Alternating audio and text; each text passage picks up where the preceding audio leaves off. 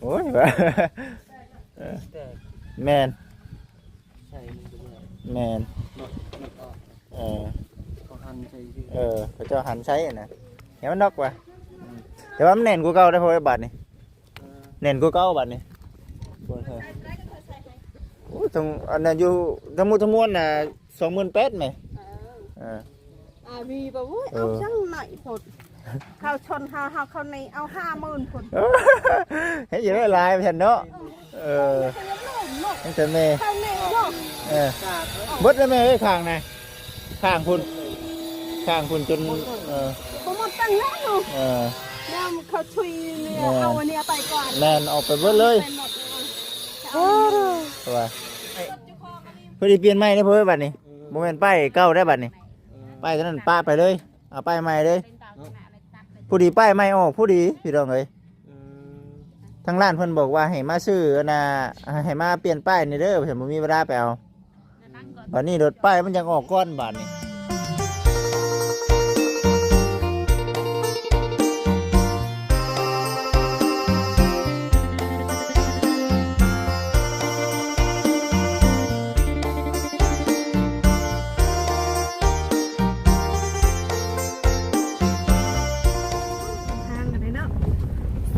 โยกอีกพี่น้องเอ้ย หน้าตากระสีดคืออย่างนี้โอ้ยคือคนบ่ได้รับบ่ได้นอนนี่เนาะแต่ทั้งในมือกับพงพี่น้องเอ้ย คิดลาย ไปหาน้องใหม่โอ้ย ได้บ่ทำไมมัน ไล่อยู่ข่ จะ อย ไป มา กินดีวะ จงให้อยู่เก่งแซ่บ ประเด็นกินข้าวอีก ข่อยข่อยอยากจังเลยข่อยถ่ายคลิปเอาไว้เดี๋ยวบ่จิตแต่ว่าข่อยเอาลงบ่ได้โทรศัพท์ข่อยนะ ถ่ายคลิปได้บ่ลงบ่ได้ แม่น เป็นโทรศัพท์พี่น้องเอ้ย แบบเวลาเขาถ่ายน่ะได้อยู่พี่น้องแต่ว่าเวลาเขาเสียลง YouTube พุ่นมันแบบจักหน้าใดมันเอาลง YouTube ชาแล้วก็มันชาเนี่ยพอทนไหวอยู่พี่น้องเลยมันลุดตลอดนะบ่จิตจะเป็นยังไง จะมันน้อย จะมันหน่อยโอ้ยเสียใจเด้อพี่น้องเอ้ยเสียใจที่ว่าบ่ได้ลงคลิปให้พ่อแม่พี่น้องเบิ่งเก่งน้ำใหม่สดๆร้อนๆน้ำใหม่เด้ยอดสำแข็งข่อยนี่ข่อยขุดเอาบักเลิกๆนึงไว้จิเลยน้ำใหม่ซ้ำพี่น้องเอ้ยเนาะนั่นแหละมื้อนี้ก็สิพากันไปไสมื้อนี้ สบายดีพ่อแม่พี่น้องเด้อพี่น้องเด้อ สบายดีพี่น้องเอ้ย สบายดี FC มัจจุกุสุคนเนาะรถเฮาพี่น้องเอ้ยเนาะเอามาแล้วพี่น้องเอ้ยเนาะ เอามานี่ดัด เอามามื้อนี้แล้วก็สิไปรับท่าแม่บ้านปลาไหลพี่น้องเอ้ย ไปรับแม่เฒ่าบัดนี้พี่น้องเอ้ยเนาะถ้าแม่เฒ่าก่อนถ้าแม่ถ้าพ่อผู้แรกกันว่าเพิ่นสิมาเพิ่นบ่ โทรทางเพิ่นทางเบิ่งตะพรย่านว่าบ่มีพายุเฮือนแต่ว่าท่าแม่น่ะมาอยู่ท่าแม่ มาหับเราก่อนพี่น้องผู้ดีว่ามื้อนี่แหละผูกแขนเนาะผูกแขนน้อยๆพี่น้องไอ้พวก รับขวัญ ครับคนพ่อเห็นว่าคนของคนย่อแบบนี้นะเขาเห็นแล้วมันสบายใจจังว่าได้ไปแบบนี้นะที่เราดูสิทุกคนก็เขียนนิดๆหน่อยเล่นคนกันนิดๆหน่อยก็สิคุณละไปงานต่อเนาะจะไปคนดูคุณละ ตอนเช้าเนาะแต่เช้าเลยเนาะ แต่นะ แต่เช้า แต่เช้าพุ่นไปหน่อย ไปเอิ้นขวัญว่าพ่อแม่พี่น้องเพิ่นอาจสิเคยบอกว่าสิจะเคยบ่ มันคือกันได้ ว่าบ้านเฮาบัดเจ้าบัดเอิ้นขวัญเนาะ แบบใดก็ตามแต่แล้วแต่เคยไปเคยเล่าเนาะบอกกันบ่ได้ว่ากันบ่ได้มีแต่ว่าเมื่ออื่นเป็นมื้อที่ว่าผูกแขนเนาะผูกแขนทับควันซะบ่ได้ก็ได้ตกใจได้พี่น้องว่าซั่น ตกใจไปเลย ตะกี้เราก็อยู่นั่นเนาะแต่ว่าตอนนี้มันก็บ่ได้ตกใจแล้วพี่น้องเอ้ย มันก็บ่สบายใจนี่แน่เนาะ คันบ่เฮ็ดมันบ่สบายใจ นี่แล้วก็สิให้มื้ออื่นมื้อฮือสิให้อิหยังก็เพิ่นสูตรให้รถน่ะ ก่อน ให้วิทย์เคราะห์ซะให้เพิ่นมันให้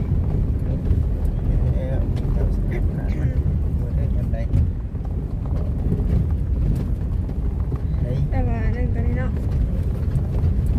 พี่น้องเอ้ยช่วงหลังที่ว่านั่นนะนอนจนบ่หลับคึดหลายกินข้าวกับแซ่บกับบ่แซ่บหั่นนะอาหาร เสพสั่งเป็นแท้เนาะ ขึ้น ขึ้น ลาย ได้พี่น้องขึ้นอยู่พี่น้องเอ้ยผู้อยู่ดอกว่ากระเจ้าเสียให้หมดทุกสิ่งทุกอย่างแต่ก็เฮากับยังขึ้นอยู่พี่น้องเอ้ยเนาะว่าต่อมามันสิเป็นแนวใดเราตาบ่เห็นนะคะพี่น้องเอ้ยไป ไอ้ผู้ใดเดี๋ยวสิไปครับทำไมเป็นอยู่เพื่อน แม่น ว่ากันเจอเลย แต่ว่ารถเฮานี่ขับก็ยังแบบคือเก่าบ่แต่ว่า ปกติอยู่เพราะว่ามันไม่ได้เป็นอย่างเด้จากมัน ยันว่าพวงมาลัยมันบ่คือกัน ยังอยู่ก็เป็นอย่างนี้นะ ยันรถกระเจ้ารถมา กินน้ำมันคือเก่าอยู่ กินแล้วมันคือเก่า กินน้ำมันคือเก่าอยู่หน้าตากระซีดชาติไปที่แสดง สิอันนี้เนาะมึงในเฮาก็ได้โอ้สามีหน้ากันพี่น้องเลยซูมซิมไปหมดเลย ขึ้นลายเลยพี่น้อง เบรกนี่เด้อ ไอ้ ลาย FC ก็คือว่าเนาะเห็นมาให้กำลังใจ เป็นกำลังใจให้โอ้ยหลายพี่น้องเลยเนาะสู้ๆเด้อบ่จิตสามีหน้าพี่น้องทาง FC หลายๆเด้อที่ว่าเป็นกำลังใจให้ต่อมาตลอดเนาะไปบ่ ปึ๊บนะ เพราะว่าคนทางบ้านสามีหน้าน่ะอยากแต่บนห้วยนี่แหละพี่น้องเลย เอ้ยแต่ อยากแต่บนเดียว ย่ำผลนี่ไปบ่ได้เลยย่ำผลลงเชื่อได้เผื่อสิเจอกับระวังเจอกับ เอาระวังอันนี้นะโอ้ยแดดเนาะเอามันสะดุดละทางมันก็กระเก็ดอยู่โอ้นี่มันดักเลยหมออันนี้มันเป็นแบบอันนั้นเนาะเป็นคืดบ่ก็จะเอิญนะคืดมันบ่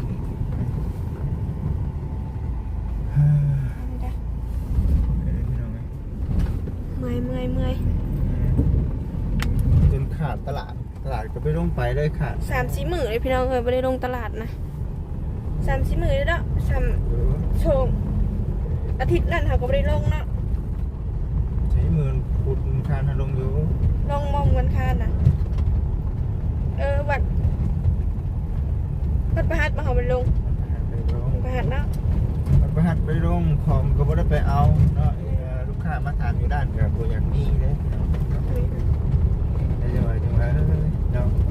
เรามีแต่ว่าบ่ให้วิทย์โควิดคิดเด้อพี่น้องเนาะวันนี้ก็ได้ซีมันก็พันคอไปเด้อบ่จิตเด้อบ่สั่นได้ เอาแบบเอาวางเอาบัตรเองก็ได้ ระวังแต่ว่า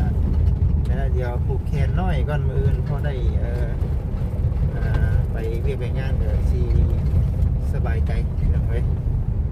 จังบ่เก่งเนาะ แม่นอันนี้พุ่นแหละเดี๋ยวไปทำเพื่อนชาติพุ่นแหละพี่น้องFCไปเบิ่งไปชมกันอยู่เพื่อนชาติพุ่นเด้อพี่น้องเด้อ โอ้ยพี่น้องเลยมาพี่น้องไกลสิฮอดเฮือนแล้ววันนี้โอ้ ทางเก่าเพื่อน อันนี้มีเรือน้อยนึง มานี่เป็นนึง ชงอยู่ชงสิแล้วอยู่วันนี้ ตรงเดิมเลยได้ป่ะ กินอยู่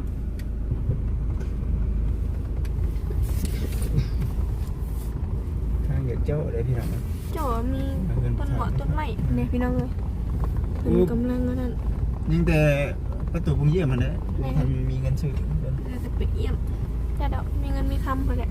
เงินจะคำถึงซื้อ ชื่อให้เพิ่นใช้ให้ ซื้อให้เราคำมีเงินก็ได้พี่น้องเลยก็ จ ยุ่ อด ง ดี ไว้ แล้ว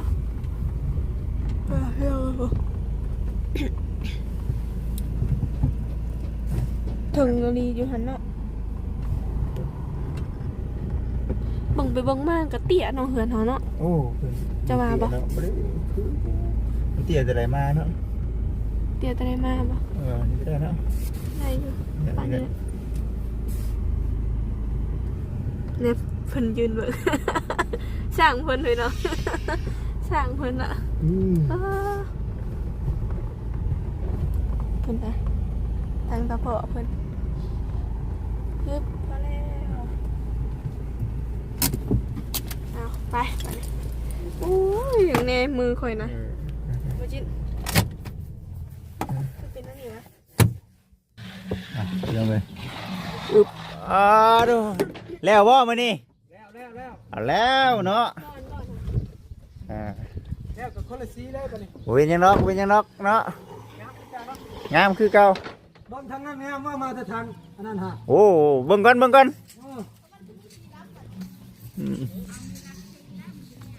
เอาพี่น้อง FC มันบ่พอแล้ว บ่พอบ่เนาะปอตัวทางนี้เนาะ FC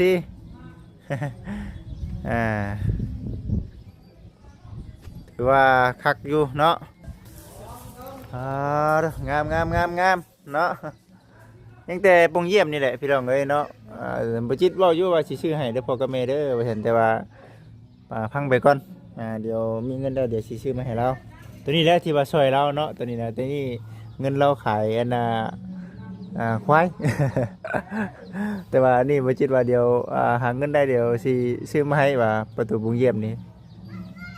งามเนาะงามอยู่ยังแต่นี่แหละพี่น้องเอ้ยตัวบุกนี่แหละตัวบุกบอกดูว่าจังไรกับบันไลน้ำเน่เนาะ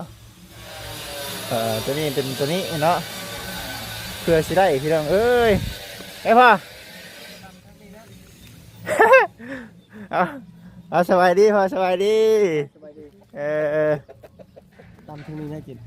ออกมาได้นี่ของใหม่ได้ตัวนี้พ่อเอ้ยใหม่ไปเลยนี่ตัวนี้แม่นเบิดนี่ ได้ใส่ ตัวนี้นะทั้งหมดทั้งมวลรวมทั้งตีนนี่ก็ไหม้ได้ตีนไหม้ได้นี่ตีนไหม้ตัวนี้บุ้มมาเลยพ่อยบุ้มขางนี่เห็ดไหม้เบ่เลยขางนี่แม่นเบ่เลยขางนี่ตัวนี้เห็ดสีแม่นเขาเจ้าเสี่ยวแต่ท้ายผู้จนฮอดหัวเกาะอันนี้ได้นี่เกาะนี่ออกตีนก็แตกเลยรวมทั้งหมดน่ะ28,000 ไวลีแลนด์ตำบลเนาะ เขาเจ้าน่ะไว้แต่ว่าเฮาบ่ได้ไว้หรอก เขาเนี่ยไว ชุดเลยแม่นฮะตัวนี้นะนี่นะมันหาบางนี่นะเนี่ยเห็นบ่ล่อจนมีห้อยเห็นบ่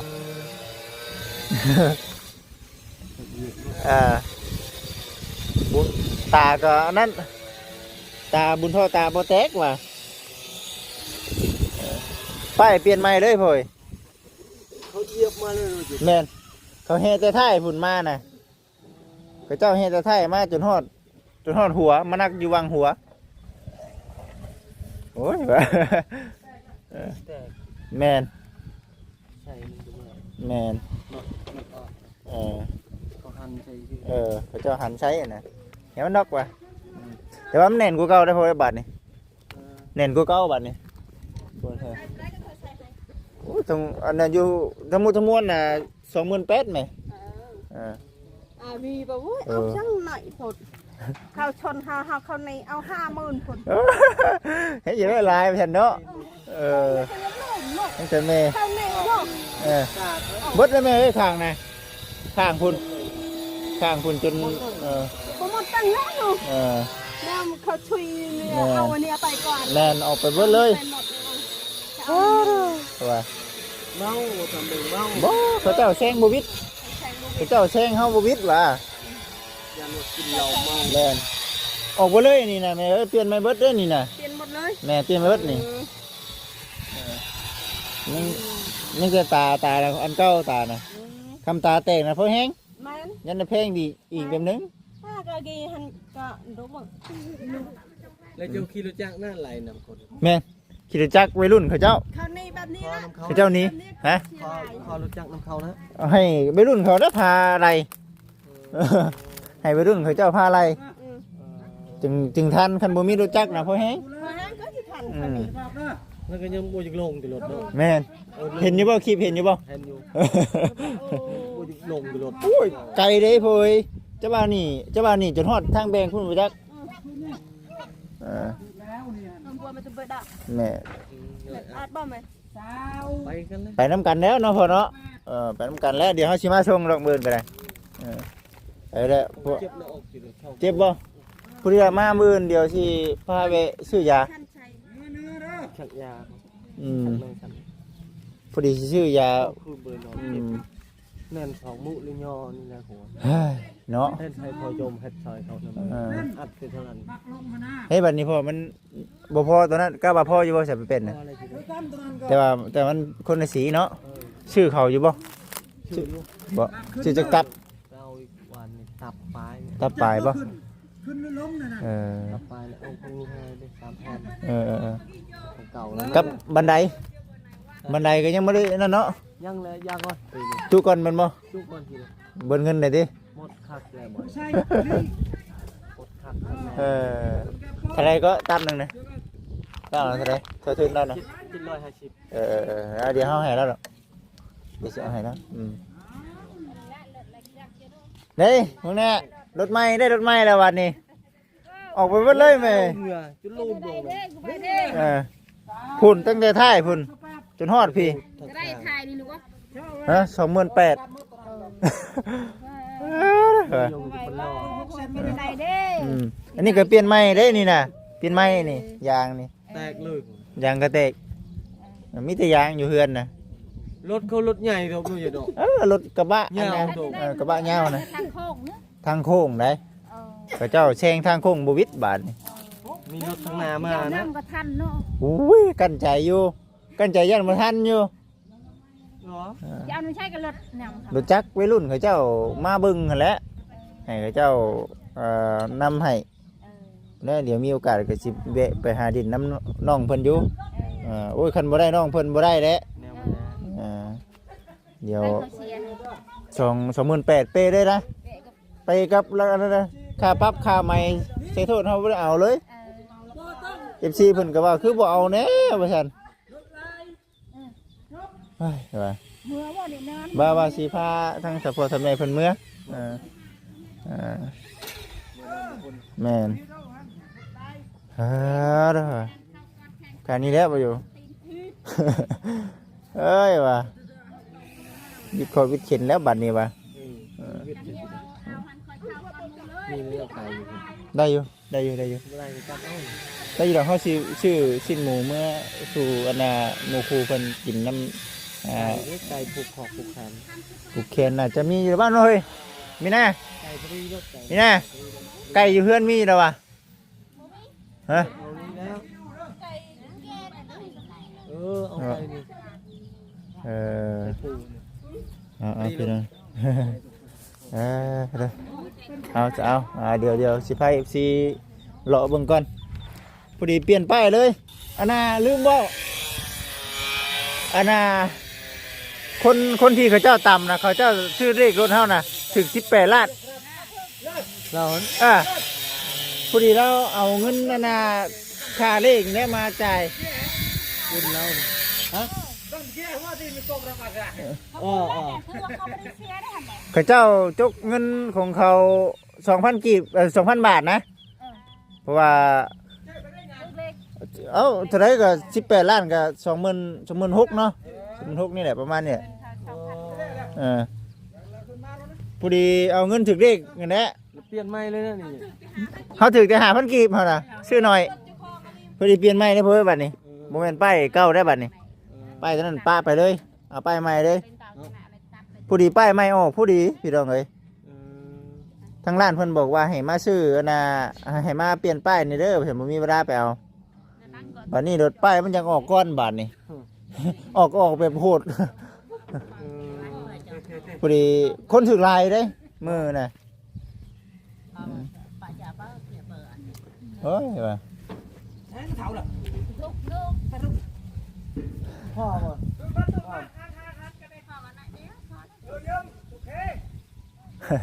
พอร้องเลย ขังนี่สีต่างในขังนี่เนาะ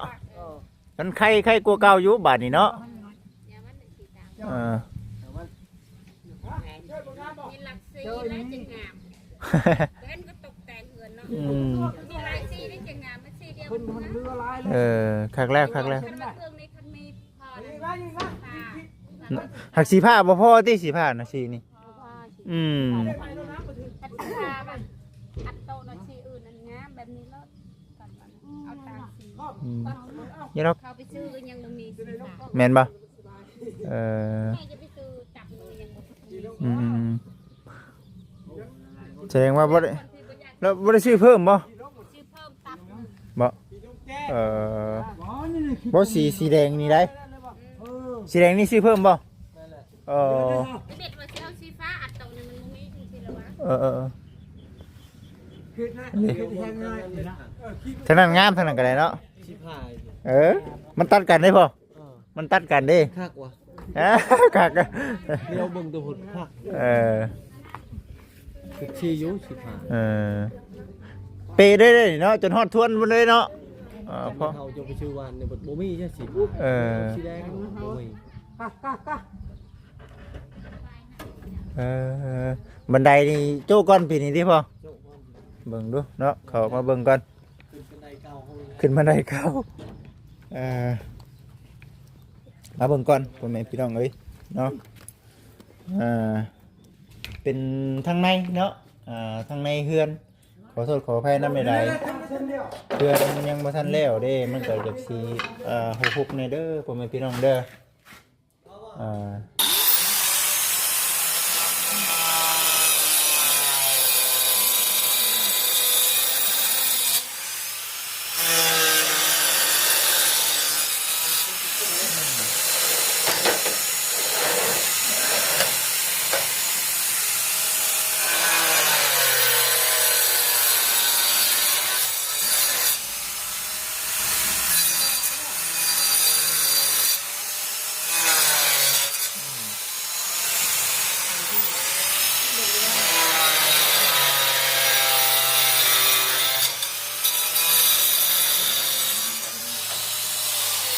เรียบร้อยนี่แหละอันนี้เจาะไม้พี่น้องเอ้ยมันมีไม้เส้นดีแค่นี้นี่เนาะไม้เส้นเปิ้ลไว้พี่น้องเอ้ยเปิ้ลไว้ข้างนี้เพราะมันมีแป้นนี่เด้บันไดนี่มันเป็นบันไดเก่าเนาะเจาะขึ้นนี้ทั้งเฉพาะเพิ่นว่าปีนี้หยุดก่อนแล้วว่าซั่นมันบ่มีเงินแล้วมีแต่เอาอันน่ะขึ้นบันไดเก่านี้ก่อนว่าซั่นหั่นนะขึ้นมาอยู่เฮือนนี่ก็จะเป็นเฮือนซานลันเป็นเนาะทางในพี่น้องเอ้ยนี่เด้เนาะก็ถือว่างามกว่าเก่าอยู่เนาะใครกว่าเก่าอยู่พ่อแม่พี่น้องเอ้ยตะกี้น่ะเป็นผ้าไม้กระจาดเนาะเพื่อสิอันนั้นเนาะทางเฉพาะทะเมแล้วตะกี้น่ะฝนตกมาพระเบิดโลกเบิดนะเดี๋ยวนี้ยังแต่อันนี้พี่น้องเอ้ยยังแต่อันนี้แหละถ้ามามีเงินเดี๋ยวสิก็อันนั้นเดี๋ยวสิเกมาให้เราไม่ได้หลายหรอก1 2 3 4 5 6 7 8 9 10 11 12เนาะประมาณ12ใบพี่น้องเอ้ยอันนั้นน่ะ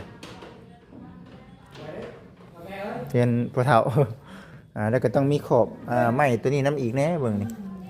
พอเฮ็ดสิเด้ตัวงามแล้วบัดนี้เนาะงามเห็นบ่พี่น้องเอ้ยเข้ากันคักกันยังเข้ากันคักปัญญางทวนสวยงามปากกระดีนี่เนาะ งามหลาย งาม งามกว่าเก่าเลย งามกว่าเก่าบาทนี่กล้องอีกได้เคือนกับบัดนี่งามกว่าเก่าเด้อสั่งกันเนาะสุดยอดนะสั่งกันแน่นอนดีสั่งกันเนาะโอ้ว่าได้เรื่อง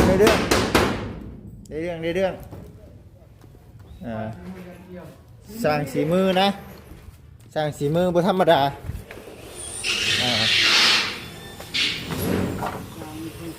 โอ้หักแล้วเบี้ยว สั่งสีมือบ่ธรรมดา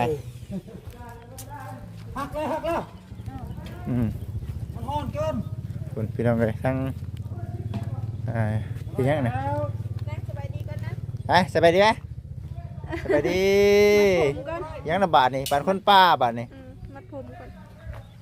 ผมยาวเลย ผมยาว ไปโรงเรียนบ่มื้อนี้ ไปอยู่บ่อยู่ห้องปอใดก็ อยู่ห้องปอใด ห้องปอหนึ่งเขียนชื่อตัวเองเป็นละ เป็นบ่เขียนชื่อน างเพ็ญเขียนบ่เป็นชับนาบ่บ่ชมเด้ เนาะ หาทำแม่ก่อน ทั้งทำเมก่อนมาซั่นเดี๋ยวสักอย่างให้เถอะพ่อ ชักยาให้ตาพ่อ ชักก้นบ่บ่ได้เจ็บสิบ่ ไอ้ก็บ่บ่ได้เจ็บ บ่ได้เจ็บคนบ่ได้เจ็บ ลดบาดเจ็บอยู่เนาะเอาสันโอเคพ่อแม่พี่น้องเอ้ยคือสิประมาณนี้แหละเดี๋ยวสิได้จบคลิปก่อนเพิ่นเดี๋ยวสิพาอันน่ะพ่อกับแม่เพิ่นเมื่อเนาะจังไดก็ได้เป็นกำลังใจให้เด้อพ่อแม่พี่น้องเด้อขอกล่าวคำว่าสบายดีพี่น้องเอ้ย